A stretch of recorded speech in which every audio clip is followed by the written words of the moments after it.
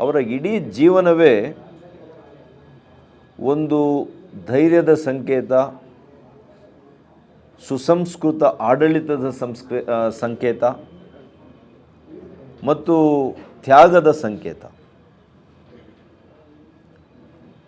ಈ ಎಲ್ಲ ಅಂಶಗಳು ಇದ್ದಂತಹ ಒಬ್ಬ ನಾಯಕರು, ಅವರ ಜಯಂತಿ, ಆ ಕಾರಣಕ್ಕೆ ನಾವು ಯಲಹಂಕದಿಂದ ಪ್ರಾರಂಭ ಮಾಡಬೇಕು ಈ ವರ್ಷದಿಂದ ಅಂತ ನಾವೆಲ್ಲ ಕೂಡ ನಮ್ಮ ಸ್ನೇಹಿತರುಗಳು, ನಮ್ಮ ಪಕ್ಷದ ಮುಖಂಡರು, ಪಕ್ಷಾತೀತವಾಗಿ ಕೂಡ ಅನೇಕರು ನಾನು ಚರ್ಚೆ ಮಾಡಿದ್ದೇನೆ. ಎಲ್ಲರೂ ಕೂಡ ಭಾಳಷ್ಟು ಸ್ವಾಗತ ಮಾಡಿದ್ದಾರೆ. ನಾವೆಲ್ಲ ಕೂಡ ಕೈ ಜೋಡಿಸ್ತೀವಿ ಅನ್ನೋ ಮಾತನ್ನು ಅವ್ರು ಹೇಳಿದ್ದಾರೆ.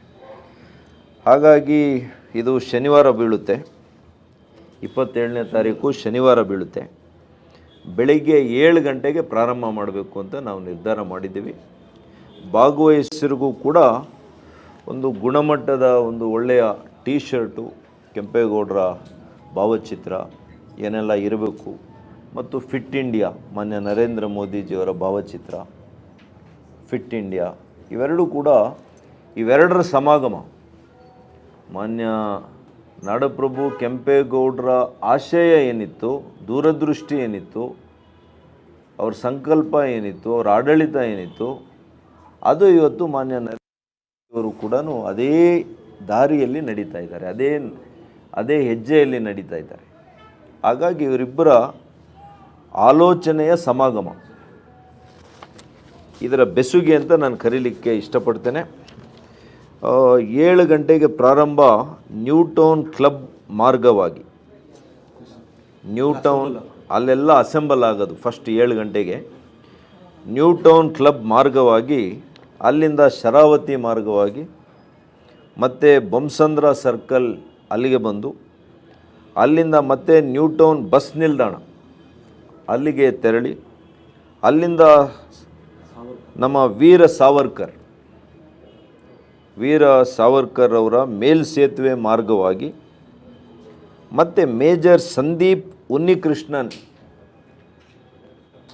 ಈ ದೇಶಕ್ಕೋಸ್ಕರ ತ್ಯಾಗ ಮಾಡಿದಂಥ ಒಬ್ಬ ಯುವ ನಮ್ಮ ಸೈನಿಕರು, ಅದರಲ್ಲಿ ಕೂಡ ಮೇಜರ್ ಆಗಿದ್ದಂಥವ್ರು, ದೊಡ್ಡ ಹುದ್ದೆಯಲ್ಲಿದ್ದಂಥವ್ರು, ಅವರ ರಸ್ತೆಯ ಮಾರ್ಗವಾಗಿ ದೊಡ್ಡಬಳ್ಳಾಪುರ ಮುಖ್ಯ ರಸ್ತೆಗೆ ಬಂದು, ಅಲ್ಲಿಂದ NES ಕಚೇರಿ ಮಾರ್ಗವಾಗಿ ಅಂತಿಮವಾಗಿ old town police station circle ಮಾರ್ಗವಾಗಿ ಬಂದು, ಅಲ್ಲಿ ಕೆಂಪೇಗೌಡರ ಪ್ರತಿಮೆ ಏನಿದೆ ಅಲ್ಲಿ ಮಾಲಾರ್ಪಣೆಯನ್ನು ಮಾಡಿ, ಅಲ್ಲಿ ಒಂದು 4 ಮಾತುಗಳನ್ನು ಹೇಳಿ, ಅಲ್ಲಿ ನಾವು ತಿಂಡಿಯ ವ್ಯವಸ್ಥೆ ಎಲ್ರಿಗೂ ಕೂಡ ಮಾಡಿದ್ದೇವೆ.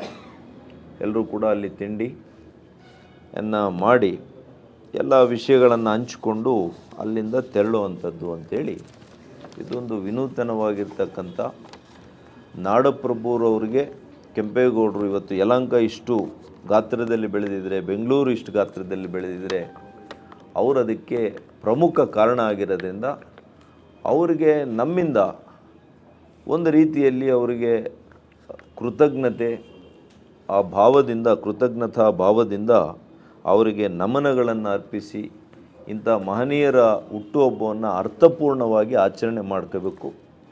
ಮಾನ್ಯ ನರೇಂದ್ರ ಮೋದಿಯವರು ನಮಗೇನು ಸಂಕಲ್ಪ ಕೊಟ್ಟಿದ್ದಾರೆ, ಏನು ಆಲೋಚನೆಯನ್ನು ನಮಗೆ ತುಂಬಿದ್ದಾರೆ, ನಮ್ಮ ಯುವಕರಿಗೆ ದೈಹಿಕ ಮಾನಸಿಕ ಎಲ್ಲ ರೀತಿಯ ಶಕ್ತಿಯನ್ನು ನಾವು ಗಟ್ಟಿ ಮಾಡಬೇಕು ಮತ್ತು ಈ ರೀತಿಯ ಮಹನೀಯರ ಹುಟ್ಟುಹಬ್ಬವನ್ನು ಆಚರಣೆ ಮಾಡೋದ್ರ ಮೂಲಕ ಅವರ ಒಂದು ಪರಂಪರೆಯನ್ನು ಕೂಡ ನಮ್ಮ ಯುವ ಪೀಳಿಗೆಗೆ ಅರ್ಥ ಮಾಡಿಸಬೇಕು.